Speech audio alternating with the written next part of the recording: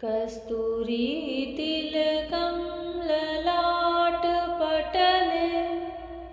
वक्षस्थले कौस्तुभं नासाग्रे वरमौक्तिकं करतले वेणुकरे कङ्कणम् सर्वाङ्गीण हरिचन्दनं सुललितं कण्ठे च मुक्तावली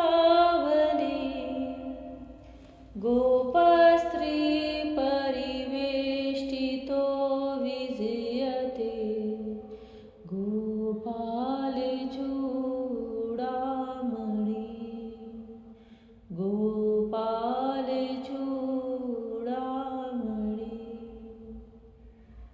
यमुना जी के तट पर दिव्य महारास में गोपियों के ओढ़नी पर रमण रेती में बैठने वाले भगवान श्री कृष्ण के चरणों में बारंबार नमस्कार है। जय श्री कृष्णा मेरी सोल फैमिली। आध्यात्म आपके अपने चैनल पर मैं नंदा आप सबका बहुत बहुत स्वागत करती हूँ। श्रीमद् भागवत महापुराण का 7वां स्कंद चल रहा है। भक्ति से सराबोर होने वाली यह कथा या प्रसंग चल रही है। भक्त शिरोमणि दैत्यराज प्रहलाद के जीवन चरित्र का वर्णन चल रहा है। हिरण्यकशिपु जो कि भगवान विष्णु से बहुत वैर करता था, अपने सबसे छोटे पुत्र प्रहलाद को गोद में लेकर पूछते हैं कि बेटा बताओ तुमने गुरुकुल से क्या सीखा। प्रहलाद भगवान श्रीहरि की स्तुति, भगवान श्रीहरि की वर्णन करने लगते हैं, जिससे हिरण्यकशिपु क्रोध के मारे तिलमिला उठते हैं। युधिष्ठिर के राजसूय यज्ञ में शिशुपाल के वध के बाद युधिष्ठिर की जिज्ञासा उठी कि जो पानी पी पी करके भगवान को गाली देता था, उसकी भी मृत्यु के बाद वह आत्मज्योति भगवान श्री कृष्ण में कैसे समा गई।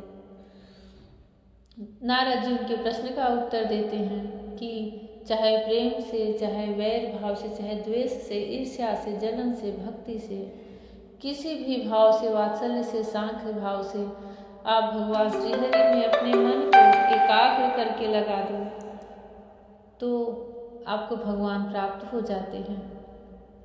पूर्व काल की एक प्रसंग, एक कथा युधिष्ठिर को सुनाने लगे और शिशुपाल था कौन, उनके पूर्व जन्म का चरित्र, वह हिरण्यकशिपु और हिरण्याक्ष जो कि भगवान के वैकुंठ लोक के द्वारपाल थे, जय और विजय, जो कि देवर्षियों के महामुनियों के श्राप से दैत्य और राक्षस बन गए थे, उनके पहले जन्म की कथा चल रही है हिरण्याक्ष और हिरण्यकशिपु की।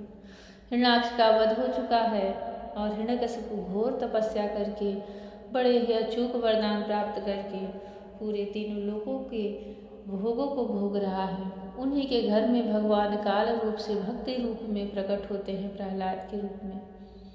5 वर्ष के नन्हे से बालक को, प्रहलाद को, उनके पिता दैत्यराज हिरण्यकशिपु अपनी गोद में बैठा करके उनसे प्रश्न करते हैं, बताओ बेटा तुमने गुरुकुल से क्या सीखा है, कुछ अच्छी बात बताओ।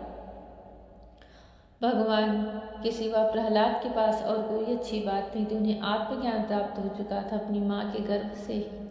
प्रहलाद कहते हैं, काम्य कर्मों के दीर्घ बंधन में बंधे हुए उनको यह बात मालूम नहीं कि हमारे स्वार्थ और परमात्मा भगवान विष्णु ही हैं। उन्हीं को प्राप्ति से हमें सब पुरुषार्थों की प्राप्ति हो सकती है। जिनकी बुद्धि भगवान के चरण कमलों का स्पर्श कर लेती है, उनके जन्म मृत्यु रूप अनर्थ का सर्वथा नाश हो जाता है। परंतु जो लोग अकिंचन भगवत प्रेमी महात्माओं के चरणों की धूल में स्नान नहीं कर लेते, उनकी बुद्धि काम्य कर्मों का पूरा सेवन करने पर भी भगवत चरणों का स्पर्श नहीं कर पाती, नहीं कर सकती। प्रहलाद जी इतना कहकर चुप हो गए। हिरण्यकशिपु ने क्रोध के मारे अंधा होकर उन्हें अपनी गोद से उठाकर भूमि पर पटक दिया। प्रहलाद की बात को वह सह न सका, रोष के मारे उसके नेत्र लाल हो गए। वह कहने लगा, दैत्यों, इसे यहाँ से ले जाओ, तुरंत मार डालो, यह मार ही डालने के योग्य है। देखो तो सही, जिसने इसके चाचा को मार डाला। अपने सुहृद स्वजनों को छोड़कर यह नीच दास के समान उसी विष्णु के चरणों की पूजा करता है। हो न हो इसके रूप में मेरे भाई को मारने वाला विष्णु ही आ गया है। अब यह विश्वास के योग्य नहीं है। 5 वर्ष की अवस्था में ही जिसने अपने माता पिता के दुस्तज्य वात्सल्य स्नेह को भुला दिया, वह कृतज्ञ भला विष्णु का ही क्या हित करेगा। कोई दूसरा भी यदि औषध के समान भलाई करे तो वह एक प्रकार से पुत्र ही है, पर यदि अपना पुत्र भी अहित करने लगे तो रोग के समान वह शत्रु है। अपने शरीर के ही किसी अंग से सारे शरीर को हानि होती है तो उसको काट डालना चाहिए, क्योंकि उसे काट देने से शेष शरीर सुख से जी सकता है। यह स्वजन का बाना पहनकर मेरा कोई शत्रु ही आया है। जैसे योगी के भोग लोलुप इंद्रियां उसका अनिष्ट करती है, वैसे ही यह मेरा अहित करने वाला है। इसलिए खाने, सोने, बैठने आदि के समय भी किसी भी उपाय से इसे मार डालो। जब हिरण्यकशिपु ने दैत्यों को इस प्रकार आज्ञा दी, तब तीखी डाढ़, विकराल वदन, लाल लाल दाढ़ी, मूछ एवं केसों वाले दैत्य हाथ में त्रिशूल ले लेकर मारो काटो इस प्रकार बड़े जोर से चिल्लाने लगे। प्रहलाद चुपचाप बैठे हुए थे और दैत्य उनके सभी मर्म स्थानों में शूल से घाव कर रहे थे। उस समय प्रहलाद का चित्त उन परमात्मा में लगा हुआ था जो मन वाणी के गोचर, सर्वात्मा, समस्त शक्तियों के आधार एवं परम ब्रह्म है। इसलिए उनके सारे प्रहार ठीक वैसे ही निष्फल हो गए जैसे भाग्यहीनों के बड़े बड़े उद्योग धंधे व्यर्थ होते हैं। युधिष्ठिर, जब शूलों की मार से प्रहलाद के शरीर पर कोई असर नहीं हुआ, तब हिरण्यकशिपु को बड़ी शंका हुई।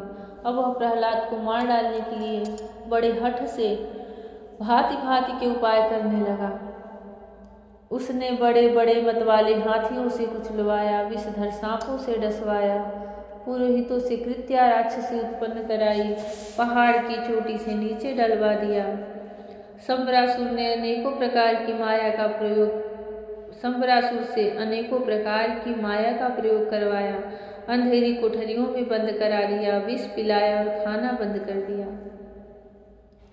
बर्फीली जगह दहकती हुई आग और समुद्र में बारी बारी से डलवाया, आंधी में छोड़ दिया तथा पर्वतों के नीचे दबवा दिया, परंतु इनमें से भी किसी भी उपाय से वह अपने पुत्र निष्पाप प्रहलाद का बाल भी बांका न कर सका।